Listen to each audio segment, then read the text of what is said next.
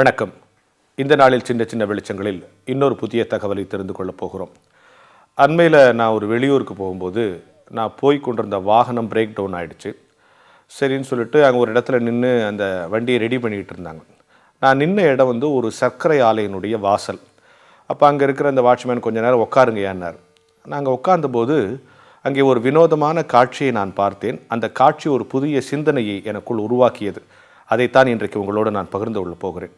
அந்த சர்க்கரை ஆலைக்குள்ளே கரும்பு ஏற்றிக்கிட்டு நிறைய லாரி வருது. அந்த வாசலுக்கு வந்தவொடனே அங்கே ஒரு மேடை இருக்குது. அந்த மேடையில் அந்த லாரியை நிறுத்தி அவன் எடையை குறிச்சிட்டு அனுப்பிச்சிடுறான். திரும்பி வெளியே வரும்போது அந்த காலி லாரியினுடைய எடையும் குறிச்சிட்டு உடனே ஃபோன் பண்ணி ஐயா இவ்வளோ கரும்புன்னு சொல்கிறான். நான் யோசித்து பார்த்தேன். திருப்பி ஒரு லாரி வருது, கரும்போட எடை போடுறான், அனுப்பிடுறான். திருப்பி காலியாக அந்த வண்டி வருது, அதையும் எடை போடுறான். உடனே ஃபோன் பண்ணி இவ்வளோ கரும்பு வந்துச்சுன்னு சொன்னான். எனக்கு உடனே புரியல. அங்கே இருக்கிறவட்ட என்னப்பா ஏன் காலியாக வர்ற வண்டியை நீ எடை போடுற அப்படின்னு கேட்டேன். அவன் சொன்னான், இல்லைங்கய்யா முதல்ல கரும்போடு சேர்த்து எடை போட்டுப்போம், திரும்பி வரும்போது அந்த காலி லாரியை எடை போட்டு அதுலேருந்து கழிச்சிட்டோம்னா அதுதான் கரும்போட எடை அப்படின்னு சொன்னான். அருமையானவர்களே, உள்ளே போகும்போது அதனுடைய மதிப்பை பற்றி எங்களுக்கு கவலை இல்லை. வெளியே வரும்போது அந்த லாரியினுடைய அளவு தான் கரும்பினுடைய அளவை எங்களுக்கு உணர்த்தும் என்று சொன்னான். இன்றைக்கு பல இடங்கள் ஐயோ அந்த சர்ச்சுக்கு எவ்வளோ கூட்டம் வருது, டிராஃபிக்லாம் ரொம்ப ஜாம் ஆகிடுது, போலீஸை வச்சு தான் கண்ட்ரோல் பண்ணுறோம், எவ்வளோ கூட்டம் வருது, எவ்வளோ கார் வருது, எவ்வளோ பைக் வருது அப்படின்லாம் பேசிக்கிறாங்க.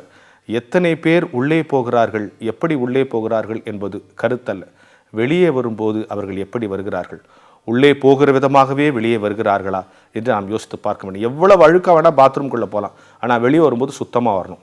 எவ்வளோ நோயோடு வேணால் டாக்டர்கிட்ட போகலாம், ஆனால் வெளியே வரும்போது சுகம் பெற்றவர்களாக வர வேண்டும். எனவே எவ்வளவு பாவிகளாக ஆலயத்திற்குள் போனாலும் வெளியே வரும்போது நாம் பரிசுத்தமாக வருகிறோமா என்பதுதான் கேள்வி. வெளியே வரும்போது தான் இந்த சமூகம் நம்மளை எடை போட்டு பார்க்கும்.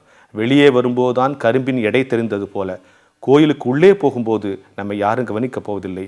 ஆலயத்திலிருந்து வெளியே வருகிறவன் எப்படி இருக்கிறான் என்றுதான் ஒவ்வொரு நாளும் இந்த சமூகம் எடை போட்டு கொண்டிருக்கும். எனவே உள்ளே போவது எப்படி போனாலும் வெளியே வரும்போது பரிசுத்தமாக கிறிஸ்துவின் சாயலை பெற்றவர்களாக, கிறிஸ்தவர்கள் என்கிற எடையை இந்த உலகுக்கு காண்பிக்கிறவர்களாக நாங்கள் வெளியே வர வேண்டும் என்கிற ஞான வெளிச்சத்தோடு இந்த நாளை தொடங்குவோம்.